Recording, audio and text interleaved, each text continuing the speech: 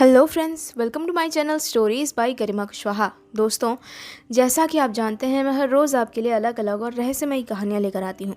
दोस्तों, मेरी पिछली कुछ वीडियोस में हमारे एक सब्सक्राइबर ने मुझे कमेंट करके अमेरिकन मिस्ट्रीज़ के ऊपर कहानियाँ लाने को कहा था, और आज मैं आपके लिए कुछ ऐसी एक वीडियो लेकर आई हूँ। तो चलिए शुरू करते हैं हमारी आज की वीडियो। सन 1982 में national hockey league new Jersey पहुंची।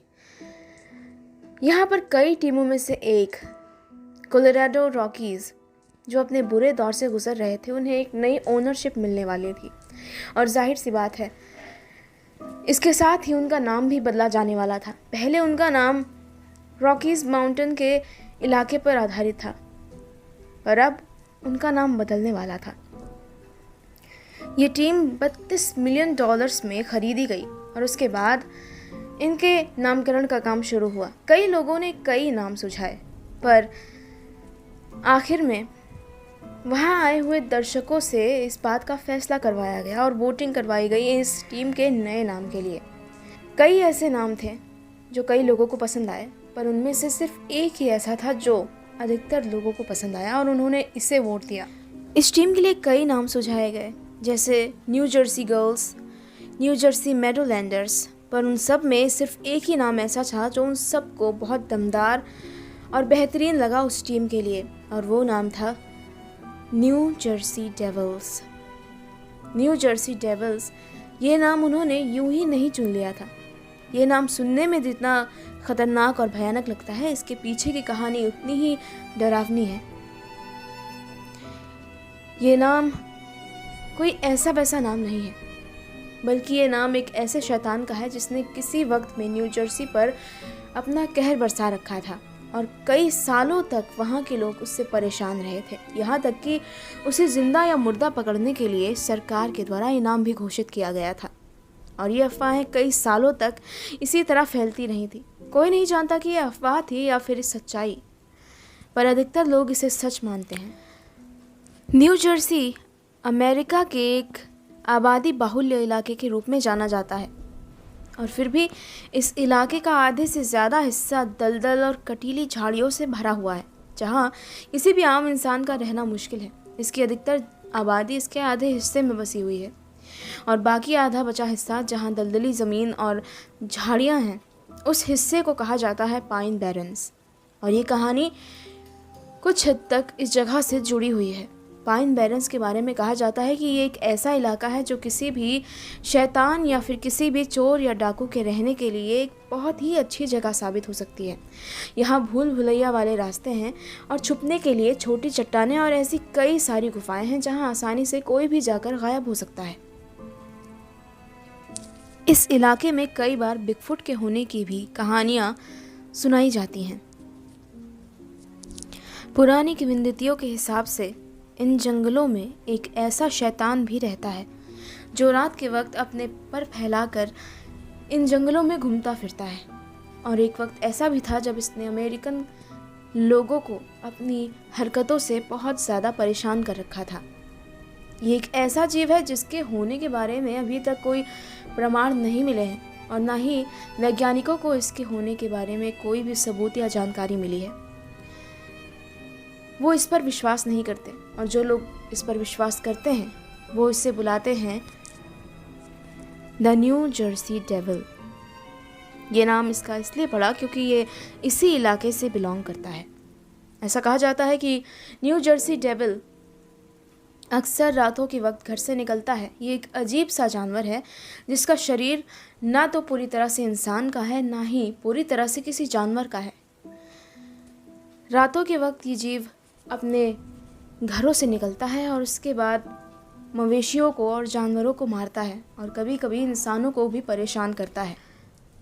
17वीं शताब्दी के अंत और 18वीं शताब्दी की शुरुआत का समय काफ़ी बदलावपूर्ण था, और चीज़ें बदल रही थी। ब्रिटिश उपनिवेश आधुनिक न्यू जर्सी का एक राज्य बन गया था, और अब वो उत्तरी और दक्षिणी न्यू जर्सी में बंट गया था। तकरीबन इसी समय में यहाँ डैनियल लीड्स का आगमन हुआ। डैनियल लीड्स इंग्लैंड में जन्मे थे और वहीं पले बड़े थे। वो एक क्वेकर थे, एक तरह का संप्रदाय जिसकी अपनी धार्मिक प्रवृत्ति और अपनी धार्मिक मानसिकता होती है, जैसे कि दुनिया के बाकी सभी संप्रदायों में पाई जाती है। उन्होंने सबसे पहले वहाँ रहते हुए अपना पहला पंचांग निकाला। उनके निकाले गए पंचांग की वजह से उनके खुद के संप्रदाय के लोग उनके खिलाफ हो गए थे। उनके पंचांग में उन्होंने ग्रीक देवताओं और ग्रीक ग्रहों के नामों का इस्तेमाल किया था, जिसे लेकर बहुत सारी कंट्रोवर्सीज उस समय उठ खड़ी हुई थी। उनके संप्रदाय के लोग ही उनके खिलाफ हो गए थे। धीरे धीरे हालात उनके खिलाफ होने लग गए थे और इन्हीं सब चीज़ों से परेशान होने के बाद लीड्स ने क्वेकर संप्रदाय के विरोधी दलों से मित्रता करना शुरू कर दिया था। और इसके साथ ही 1699 में उन्होंने एक नया घोषणा पत्र जारी किया और उस घोषणा पत्र में उन्होंने क्वेकर संप्रदाय के धार्मिक विचारों और उनकी पुरानी किंवदंतियों का विरोध किया था। उस लेख का नाम था a trumpet sound out of the wildness of America. उनके इस लेख को देखकर क्वेकर संप्रदाय के लोग और ज़्यादा भड़क गए और उन्होंने उनके खिलाफ अफवाहें फैलाना शुरू कर दिया। उनमें से एक प्रमुख क्वेकर कॉलेब पर्सी, उसने अपने एक लेख में लीड्स को सीधा शैतान का अग्रदूत कहा। इसी तरह बुरे हालातों का सामना करते हुए डैनियल लीड्स की मृत्यु 1732 में हो गई और उसके बाद उसके काम को संभाला उसके बेटे टाइटन लीड्स ने। उसके काम संभालने के बाद भी उसके पिता और उसके संप्रदाय के बीच फैली हुई कड़वाहट कम नहीं हुई, बल्कि ये और भी बढ़ गई। कई और भी नए लोग थे जो इसमें शामिल हो गए थे। यहाँ हम जिक्र कर रहे हैं उस इंसान के बारे में जिसका चेहरा आप आज भी $100 के नोट पर देख सकते हैं, बेंजामिन फ्रैंकलिन। वो क्वेकर्स के विरोधी संगठन से जुड़े हुए थे और उन्होंने उसके बारे में एक लेख लिखा उसके बेटे टाइटन लीड्स के बारे में। उन्होंने कहा कि टाइटन लीड्स की मृत्यु 1733 के अक्टूबर में हो जाएगी, पर ऐसा नहीं हुआ। और इसके बाद टाइटन लीड्स ने उनके खिलाफ एक लेख जारी किया, जिसके बाद उस लेख में उन्होंने लिखा कि बेंजामिन फ्रैंकलिन एक पागल और सनकी इंसान है जिसने सिर्फ लोगों को बेवकूफ़ बनाने का काम किया है। जिसके बाद जवाब में बेंजामिन फ्रैंकलिन ने कहा कि टाइटन लीड्स ज़रूर मर चुका है और ये उसका भूत है जो कहीं बैठकर ये सारी उल्टी सीधी बातें लिख रहा है। ये सब बातें एक मजाक के तौर पर कही गई थी। बेंजामिन फ्रैंकलिन से इस तरह की लड़ाई होने के बाद आखिरकार टाइटन लीड्स की मौत सन 1738 में वाकई में हो गई थी और इस दौरान उसके परिवार की माली हालत और साथ ही साथ सामाजिक रेपुटेशन बुरी तरह ख़राब हो चुकी थी।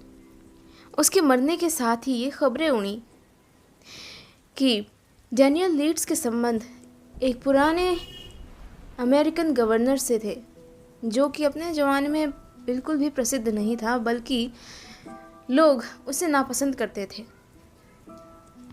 और उसकी इन खबरों की वजह से उनके परिवार की रेपुटेशन और भी ज़्यादा गिर गई। और उसके बाद अमेरिकन रेवोल्यूशन और उसके आने वाले समय तक साल दर साल चीज़ें बदलती गईं और धीरे धीरे लीड्स के परिवार को किसी तरह से शैतानी शक्तियों से जुड़ा हुआ माना जाने लगा और इस तरह लीड्स का परिवार शैतानों की कहानियों से पूरी तरह जुड़ गया था।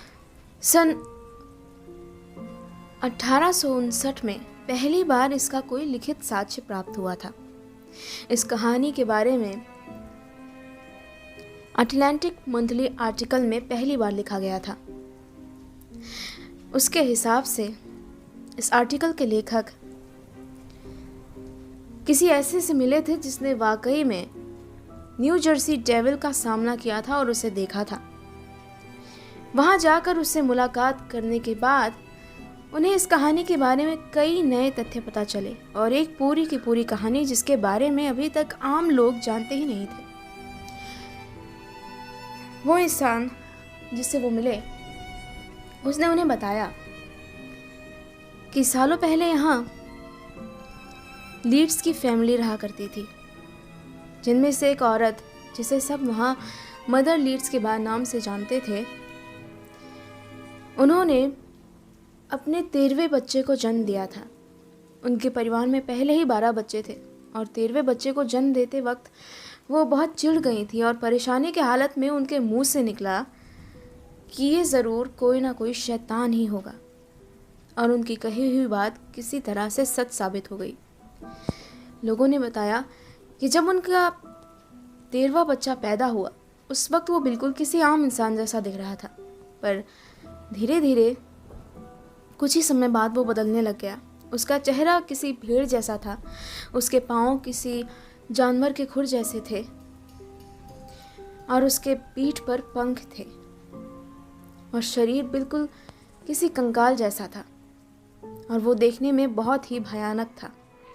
कहते हैं कि अपने जन्म होने के कुछ ही समय बाद जब वो एक शैतान में बदला, उसने बदलने के बाद अपनी माँ को मारा और उसके बाद उसके सभी 12 भाई बहनों को मारने के बाद वो घर की एक चिमनी से होता हुआ घर के बाहर उड़कर चला गया। और उसके बाद धीरे धीरे नई नई अफवाहों ने फैलना शुरू किया। कई लोगों ने उसे देखा, कई लोगों के ऊपर उसने हमला किया और कई लोगों ने अपने मवेशियों के गायब हो जाने के बारे में कहानियां सुनाई। यह अफवाहें खासकर पाइन बैरन्स के इलाके से आ रही थी। 20वीं शताब्दी की शुरुआत में कई रिपोर्टर्स और अखबारों का दावा था कि पाइन बैरन्स के इलाके में कुछ घरों की छतों पर से कुछ अजीब तरह के खुर के निशान पाए गए हैं। पर यह इस कहानी का सिर्फ एक छोटा सा हिस्सा था, बाकी कहानियां इससे भी ज़्यादा खतरनाक थी। न्यू जर्सी के सलेम सिटी में एक टैक्सी ड्राइवर ने कहा कि सन 1987 में न्यू जर्सी डेविल ने उनकी टैक्सी पर हमला किया था। नॉर्मन जेफरी, एक शिकारी, 1909 में उस वक्त आसपास के इलाके में चर्चा का विषय बन गए जब उन्होंने कहा कि उन्होंने न्यू जर्सी डेविल को जिंदा पकड़ लिया है काफ़ी संघर्षों और काफ़ी मुसीबतों से लड़ने के बाद, और अब इसे एक संग्रहालय में दिखाया जाएगा। लेकिन जब उनके दिखाए हुए उस जीव का बारीकी से निरीक्षण किया गया तब पता चला कि उनका दिखाया हुआ यह जीव कोई डेविल नहीं बल्कि एक आम सा कंगारू है जिसके ऊपर नकली चमगादड़ के पंख लगाए गए थे और साथ ही साथ मेकअप के ज़रिए उसका चेहरा किसी तरह से शैतान की तरह बनाने की कोशिश की गई थी। और इसके बाद कई ऐसी अफवाहें उड़ी जब न्यू जर्सी डेविल को पकड़े जाने का या देखे जाने के बारे में कोई ना कोई सबूत मिला। पर उसकी कहानियों से आज भी न्यू जर्सी के लोग डरते हैं और वहाँ बच्चे बच्चे की ज़ुबान पर न्यू जर्सी डेविल का नाम आपको सुनने को मिल जाएगा। वहाँ रात के वक्त अभी भी कई लोग अपने घर की छतों पर किसी के पैरों की आहट सुनते हैं। तो दोस्तों, इसी के साथ ख़त्म होती है मेरी आज की वीडियो। आपको कैसी लगी है मुझे कमेंट बॉक्स में कमेंट करके ज़रूर बताइएगा। साथ ही साथ आपकी सजेशंस इसी तरह मुझे शेयर करते रहिएगा। मेरे चैनल से जुड़े रहिएगा और साथ ही साथ मेरी वीडियोस को रेगुलर देखते रहिएगा। Thank you.